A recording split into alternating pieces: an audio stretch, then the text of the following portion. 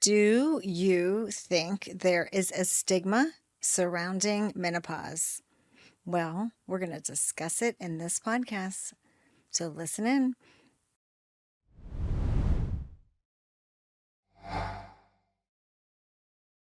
This is Dr. Durst, and this is RMD Podcast, and I am here with my co-host. Hey guys, Faraday, Goli, family nurse practitioner here at RevitalyzeMD. So, like Dr. Durst said, do you think there's a stigma related to menopause? So there has been a lot of talk about that lately, all over social media and, in the media across the board. And so I happened to be on Twitter the other night, and it pops up that It's actually called X, Deb. Oh, this is true. Yes, I am outdated for sure. So it's X. I actually get it a little confused because I'm not the best at social media. So if I see the X or I see TikTok, I kind of get them both confused. But you're right, X. So She's getting there. It was on X, and it was about menopause, the menopause stigma. So I wasn't sure where it was going with that. And it was a Fortune Well company that talked about a survey that was done, an Aging Well survey that was done in menopause women of greater than 2,000 women that were aged 40 to 64. And it was talking about workplace accommodations. So I wasn't sure, is this the stigma? Because you'll see JAMA opinion pieces on the stigma and how we're medicalizing menopause and making it seem like women need, hormones. So that was one stigma. So I wasn't really sure where they were going with this. No. But this stigma is related to support in the workplace and workplace accommodations. So what are some of your feelings as you went through this article? So it definitely, as we get a little, let's go into the details of the article and then break down the feelings, because I think that you've got to understand the context of the article before we can really kind of break it down. Okay. So the facts in the article are that as women get older, they are sometimes, they're still working, but they're also sometimes at the peak of their career. They are experienced, and they even have potentially lots of people working underneath them. Yep. But then they are having more difficulty with the job, essentially, because of symptoms of menopause, which could brain fog, fatigue, memory, hot flashes, not sleeping well, irritability, depression, anxiety. So all of these things happen with menopause for those that are listening that don't know that those are the common side effects of menopause. And perimenopause. So their survey actually did 40 to 64. So it could potentially also, because again, the average age of menopause is 52.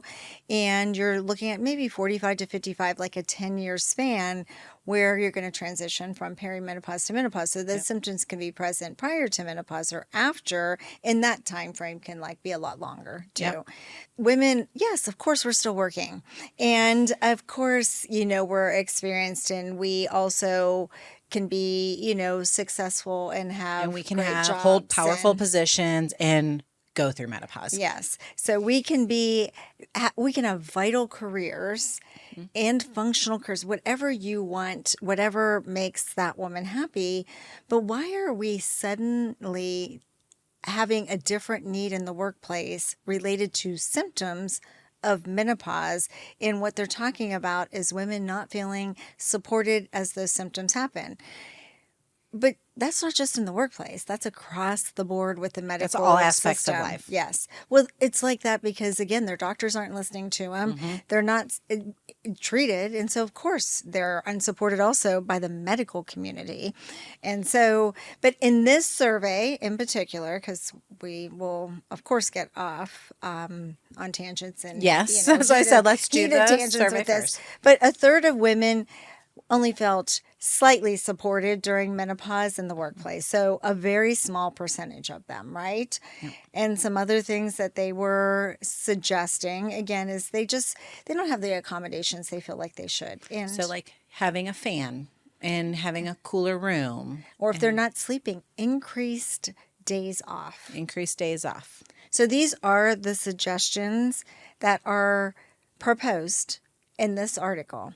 So one of the examples that they gave, and just to put it in perspective, the magnitude of what we're talking about, they surveyed 2,000 women. And again, what kind of survey?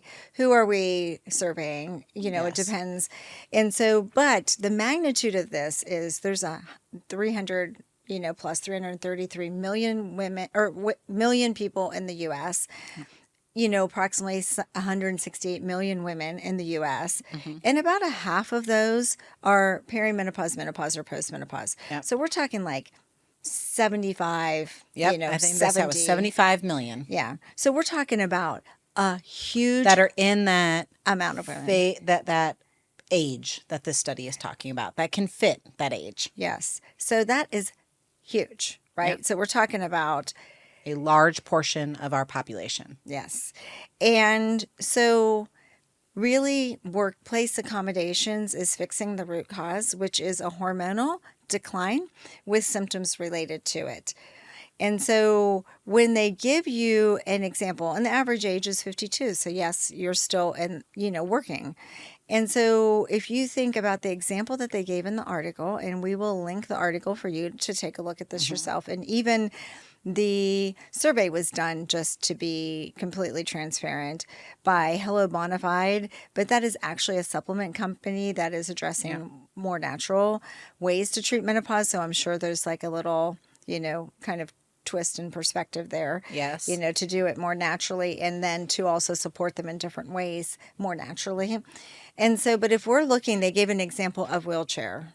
So if you were in a wheelchair, that you should have increased accommodations and accessibility, and absolutely 1,000%. Absolutely. That is true. We 100% agree with that. But if as a medical system, we didn't treat why you were in a wheelchair, Or try to treat, or even ask the questions of why we're in a wheelchair, or how we Yes. can prevent you being in a wheelchair, yes, then we failed. then we failed. Would you find that acceptable from our medical system and our physicians and providers if we didn't prevent you from being in the wheelchair, Or try to prevent you from being in a wheelchair. or try to prevent you? Or treat you to prevent further decline. Yes. Or therapy to help maintain muscle so that you don't have atrophy. Yeah. Or pain. So instead, we are noticing that somebody has a functional decline. We put them in a wheelchair, but we just make sure that we have accommodations for the wheelchair. Again, maddening that the root cause of being in the wheelchair Is would need to be 100% going addressed. to be addressed by the medical community. So that is just, again, comparing their examples to what that comparison would be like with a woman in menopause. So we have 75 million women in perimenopause, menopause, postmenopause with, there are some varying things there. One report saying 100 million a year going into menopause.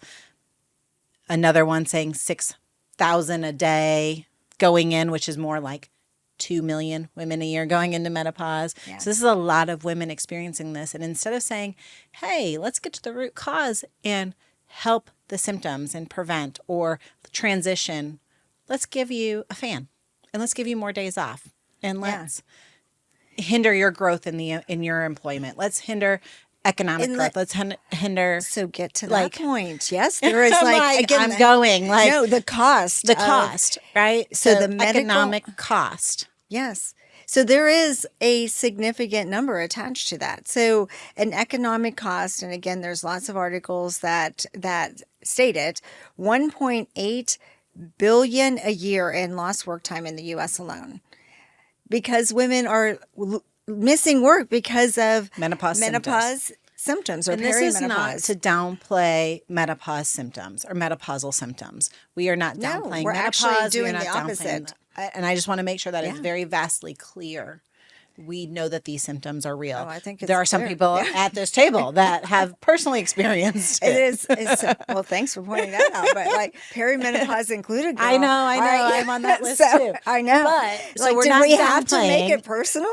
But we're not downplaying. This is personal to us as well. So the bottom line is that we're clearly we're not downplaying. What we're trying to say is we need to address menopause. We need to educate patient. We need to educate the physicians and the medical system on how to treat women with these symptoms, because in 2002, when they ended menopausal treatments, because of the World Health Initiative, again, we knew The Women's hormones and Women's Health Initiative, like the WHI, basically we did that.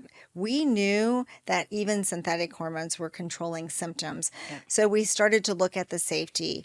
And then fast forward 5 years into it, they come out with, again, misinformation related to the study and shut down hormone treatment for women since 2002 with no change. And now we still aren't treating them, which is a huge disservice to women. We've been completely left behind. We have been given false information. We're not offered treatments. And we There see it is an economic every cost. single day. Like every single day, it is women in front of us that have not been listened to by their primary care doctors, their GYN doctors, and tearful, right? And so we need to educate. Every day, the women that say, I am not being heard. Yeah. This is outside of workplace. This is, I'm going to a medical professional asking for help and I'm getting nothing. We hear that all the time. So we need to medicate, or yeah, we do need to medicate. Maybe we need to medicate the physician. Like we need to have our medical system more educated on the symptoms related to perimenopause and menopause, and educate patients that there are solutions that exist. So we are go not back to downplaying. that We're quite cost, the though. opposite. So yes. Go back to that cost. So 1.8 billion lost work per year in the U.S. Cost because of symptoms that are going untreated by our medical system, and then projected to be about 27 billion or right around there of lost work and medical expenses. Yeah. 27 billion. That is such a huge number for something that we are capable and able to treat. I would go one step You're going to go further. I know. Well, just to a very blatant, we have 75 million women in the U.S. with maybe so right around there. So say 70 million with a condition that's treatable, effective, and safe. And that we're not doing. So we'll just turning end it with into that. $27 billion. And that's just cost related to things that are actually seen, right? What about the women that are suffering in silence and still going to work and not talking about it? And again, aren't receiving any treatment. So those aren't even calculated there. Yep. But the bottom line is, when do you have a condition as present as that? Like, again, a life-changing, symptomatic, happening. It's a life event. Transition in a woman's life that is, ignored and not treated. So Or again, not treated well. There are some out there that are treating. Correct. There are some out there that are treating well. And there are some out there that are treating well. So I don't want to negate numbers that. of both. But yes. So small numbers, as we know, because this has become a more common conversation on social media, on the internet, all over the place. And it should be. These are conversations we need to have. But then we still see major medical journals doubling down on the unsafety or the safety profile of hormones. So I'm not sure why we're still doubling down on that at this day and age. It's 2024. We have established the safety. They're effective, and we need to change how we educate our physicians on how to address it going forward. That's it. We can't ignore because when 75 million women. We're just going to do fans in cool rooms, designate an executive as a menopause point person. That makes my head spin. This doesn't need to go to print. I mean, that blows my mind. Yeah. We're going to give you more hours off, flexible locations, flexible hours. That's great. And, accommodations are great, right? When needed. But why are we not addressing the core root issue? Yeah. Because many of the women that we see that we treat, when they are balanced and their hormones are balanced and replaced, and we're doing hormone replacement therapy, they don't need a cool room. They don't need a fan. They don't need time off. They're able to continue to excel in their career, doing what they love and doing it well. I think if we just accommodate a woman's choice on safe and effective treatments and offer them and let her make a informed decision to use them. Along with, Those are good accommodations. that's a great, absolutely. Those are good. And that decision made with a healthcare professional to go over their history and to see if it's an appropriate treatment for them or not. Yeah. So we do feel strongly about this. This is just an article that popped up, but again, you'll hear, us talk. And if you have any articles, you have any questions, you have great points of view, because I think that women are getting much more vocal about this. Please drop it. educating themselves. Yes. And I love this. I love to see that there is traction related to the treatment of symptoms for women in perimenopause and menopause. So thank you all for, even the physicians that are really leading the way, or any providers that are on social media that are talking about it. We love it. We love Or at what least you're doing. opening the conversations and not shutting women down. Yes. Yeah. So leave the comments. Let us know what you think, because again, we are willing to deep dive into anything wellness or sexual wellness.